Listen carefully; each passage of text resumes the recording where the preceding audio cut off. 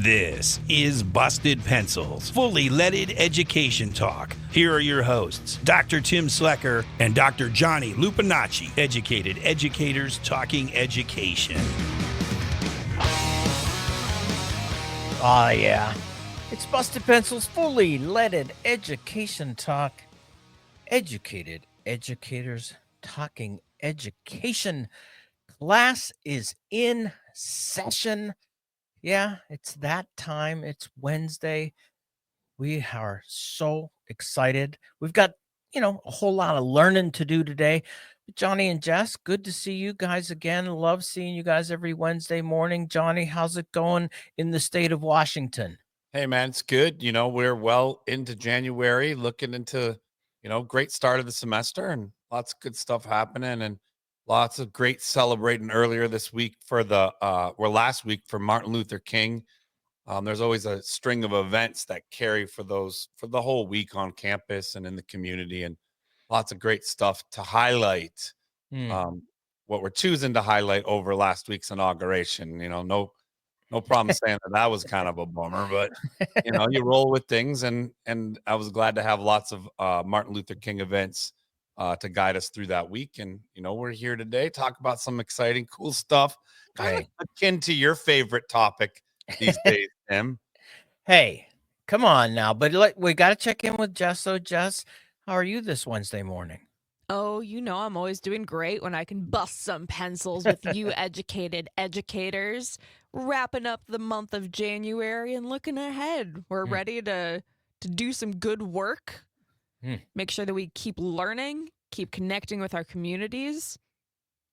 Yeah. Glad to be here. Love it. Well, Johnny, I don't know, has this become my topic now?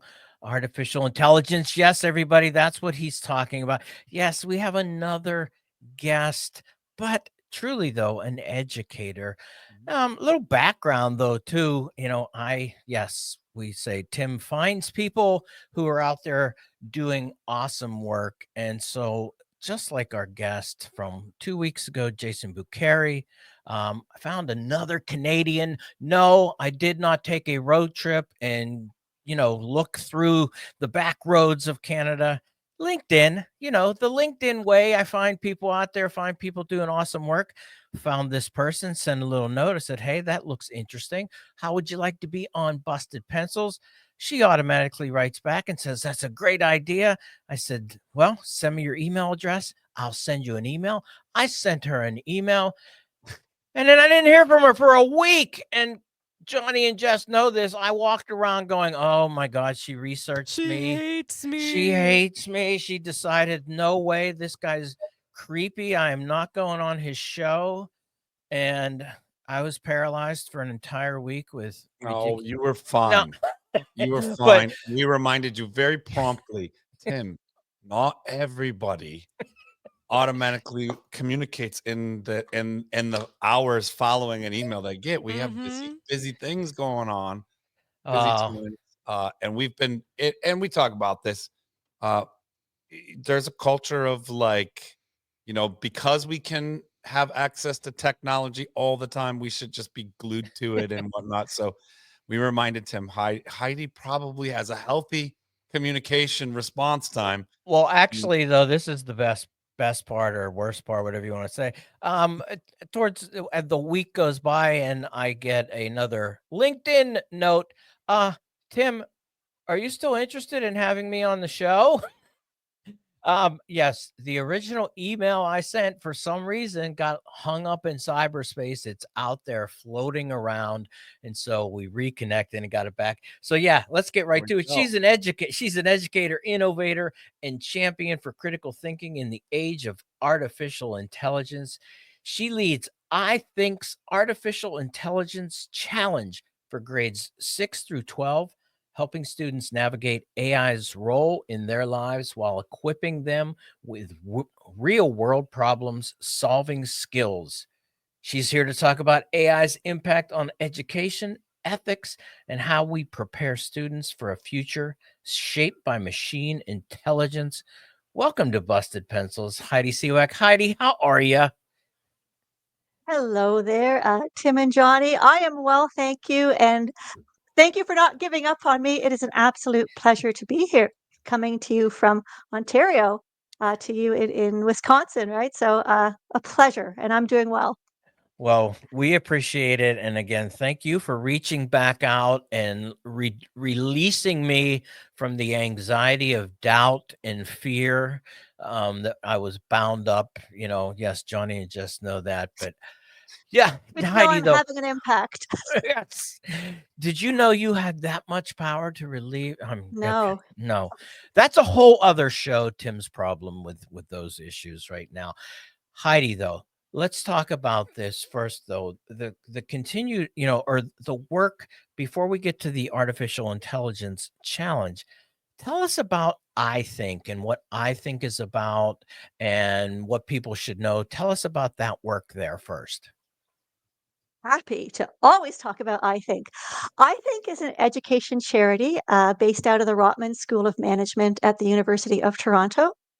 It started way back around 2010, 2011, when one of the MBA candidates also happened to be a K-12 educator and recognized that the thinking and problem-solving strategies being used in the MBA school, that was way too late for young people to be learning those thinking frameworks.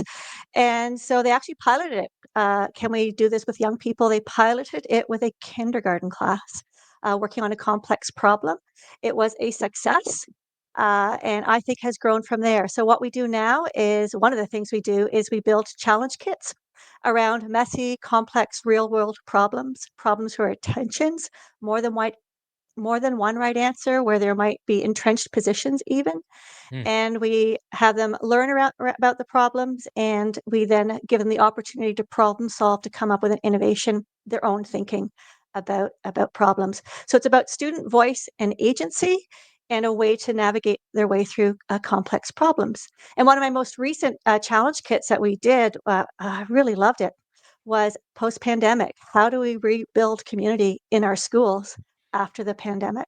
So we've Hmm. had challenge kits on food banks, climate change, and now the work that I'm doing around artificial intelligence. Nice. Johnny, what about that? Critical thinking? What are they thinking about up in Canada? Well, it sounds amazing, Tim, and it sounds like one of those. Heidi, we'll fill you in. With Tim and I, we kind of go back and forth and we banter a bit on the AI stuff, and then the different things that students are engaging in classrooms. But this is up both of our alleys. Like we just are such big fans of this because those real world challenge kits are just kind of where the magic happens, right? I mean, this is what we know young people have an affinity towards, solving problems and contributing in their community. But we often don't think about school as the place where we can lean into that.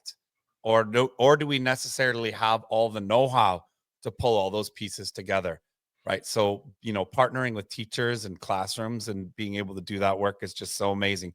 I was wondering though, for our listeners and also for me, Heidi, because I love these things, can you pick one of your favorites and tell us a little bit more about it? Because you named some pretty awesome ones, but just pick one of your favorites and tell us a little bit more. Like if I was a kid in that class or a teacher in that classroom, what would we be doing? Well, I'm going to talk about the one that I'm in charge of, the one I created, the Artificial Intelligence Yeah. Challenge Kit, Oh boy. because I am passionate about this work. So the challenge kit starts with a lot of research and discussion and thinking goes into the creating of a challenge kit. And we land on a driving question.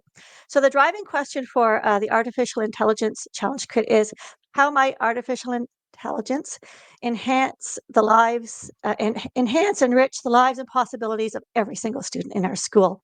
That is a huge question. Right? We Hmm. know as educators all the way that different students struggle within our classrooms, and the way what we are unable to often meet the needs of many students in the classroom. And then we ask students as they learn about AI to keep three things in mind. One is deeply human. Fundamentally, AI has to be good for humans. Next, that we want them to think critically as they learn about AI. And then we want them to consider, so how can artificial intelligence enhance learning?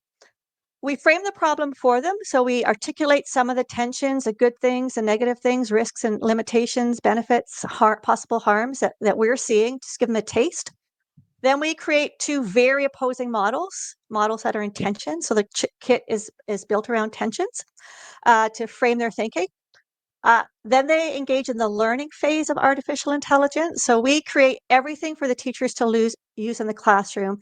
There's speakers, there's activities, there's hands-on activities, so that students can begin to develop their understanding of what artificial intelligence is, what they should know, and their thinking about it. And what surprises me in this one is that we use AI a lot. It's being tossed about, bandied about. But most students have a very naive understanding of what AI is. They're thinking in terms of killer robots going to take over the world, and they don't Right. necessarily understand all the ways it's currently present in their lives, both in really beneficial ways, but also nefarious ways. So we demystify artificial intelligence, and then once they've learned about it, they enter into the problem thinking process. And we have a thinking framework for that called the PRO model. It's empathy based. They consider different perspectives and points of view till they head towards coming up with their own ideas, student voice and agency, about what they think should happen in their schools with artificial intelligence. Thinking about that then, Heidi, wow. I mean, very powerful stuff. And as Johnny said, we really the whole idea of deep learning here is what's coming across. Again, setting up tensions and things like that. It's really we talk about, Johnny and I, it's like, are we in school or are we getting an education? And we typically point out that schooling is a lot different from education. What it sounds like the work you're doing, particularly with this AI challenge kit with I think is that you're really serious about providing an education.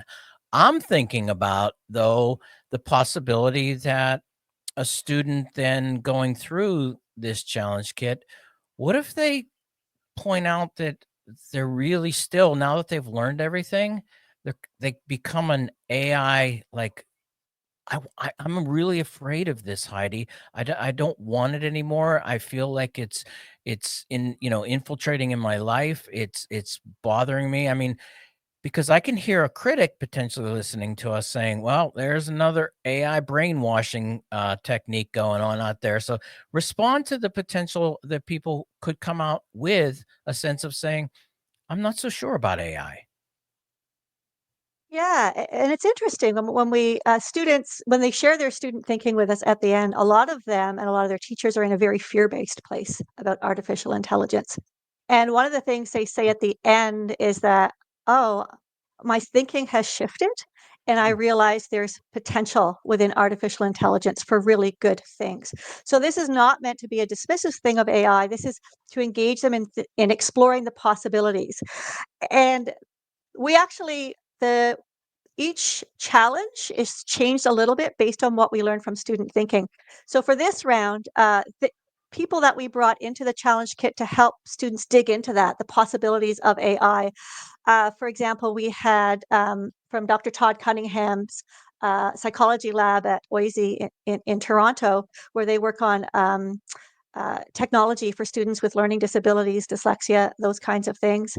One of his graduate students, Liren Nader, I say his name wrong, uh, did an incredible session with the students of how they could actually use generative AI not to replace their writing, not to do the work for them, but to break down their tasks, to use it strategically for students who struggle with language, to enhance their reading skills, their vocabulary, their writing skills. So that was a very, very optimistic and practical lesson for the students in how it can potentially be used. That was one example. We had Jeremy Brooks, say he was my husband as well, but he teaches technology at Humber College. I won't describe what he does. But anyway, he came on and he showed students how they could use generative AI as a mentor and a coach. So he really dug into, first of all, what does it mean to have a mentor, a coach, a teacher? And then he demonstrated how they could interact with AI to learn how to code, which was really interesting things to do. So we bring things into the challenge kit that allow students to explore benefits and limitations, but also the many positive ways uh, AI can be used for good. And one of my favorite set of guests came from the AI for Good lab out of Mila, which is the Quebec Institute for Artificial Intelligence based in Montreal. And the AI for Good lab is focused on creating space within the field of artificial intelligence for women and people of diverse genders. And they run a lab every summer. You apply, it's absolutely fabulous. And Jennifer, the manager of that project, came on and talked to the students about why creating these spaces is really, really important. But then we had some of their amazing students come on about and talked about their project around data privacy and what they want to develop to ensure that our privacy is protected in artificial intelligence. So we also get at all the different ways AI can be used for good. That's part of it. And so the students come up with a more balanced and complex understanding, lots of questions, but lots of ideas about the possibilities. And that's where we want them to end up, in AI for good.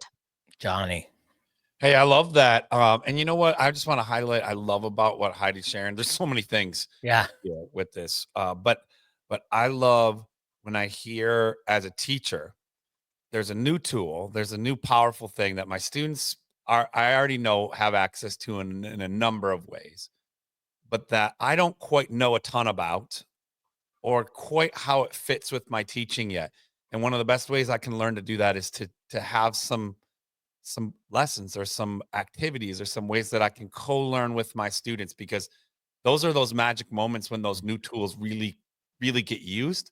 And we learn, both as teachers to be better teachers, and as students, we learn more. And so you're just describing like the ideal sort of way that teachers out there, if you're listening, you could kind of jump into this, because, it's providing the kind of boundaries. It's not like you just have to jump in and make a mistake in terms of, what if I choose the wrong AI, or what if I don't understand fully how to integrate the AI tools into my learning and introduce my students to the wrong thing. We have a lot of apprehension, and then we typically go to maybe like a PD training or something where we might have some help on like, how might you use AI, and it still doesn't quite connect all the dots. So I love this, like, that what you're describing, this opportunity for so many educators to learn with their students, because their students are moving 125 miles per hour on this. I won't even convert it to the Canadian. I was going to say that. Come on, that's kilometers, right? I know it is too, but it's not quite as high as a number up there. So when I'm driving in Canada, I can really zoom.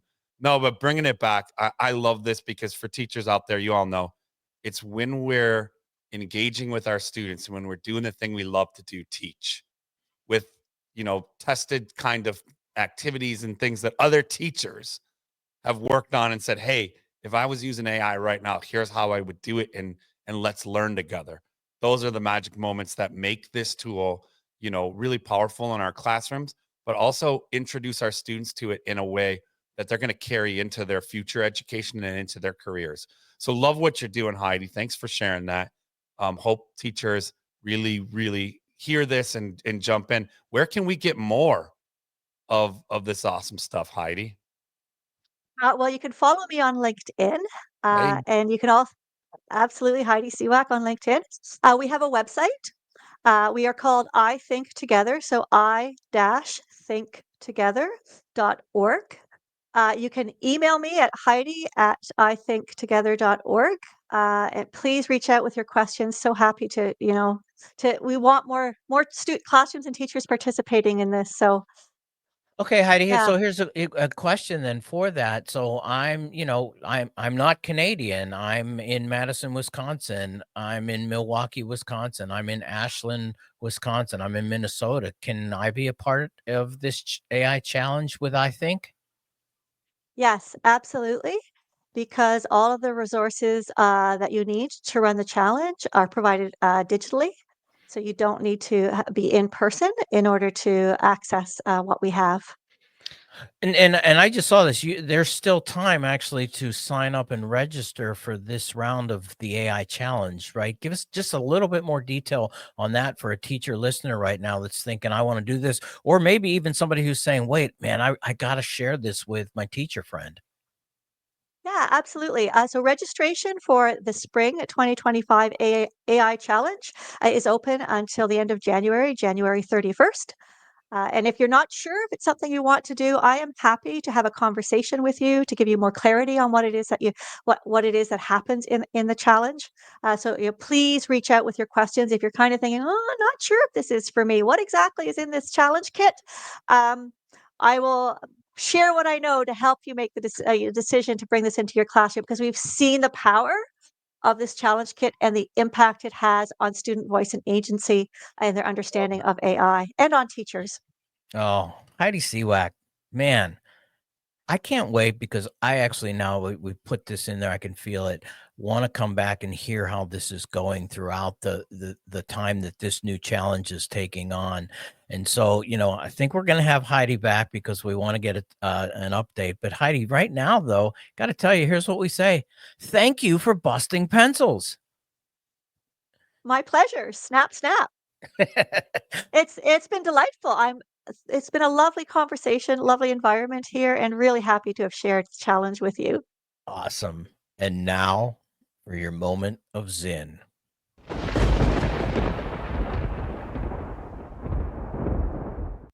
I've always resented the smug statements of politicians, media commentators, corporate executives who talked of how in America, if you worked hard, you would become rich. The meaning of that was, if you are poor, it's because you hadn't worked hard enough. I knew this was a lie.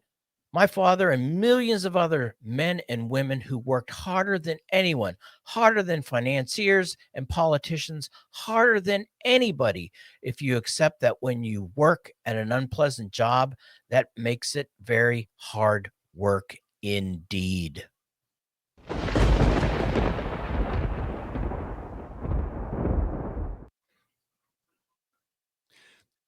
Hey, busted pencils, listeners, thanks for listening, and catch us Friday for face-offs and free throws. Don't forget, we always have that great conversation going on. What's happening with not the extracurriculars, but those essentials.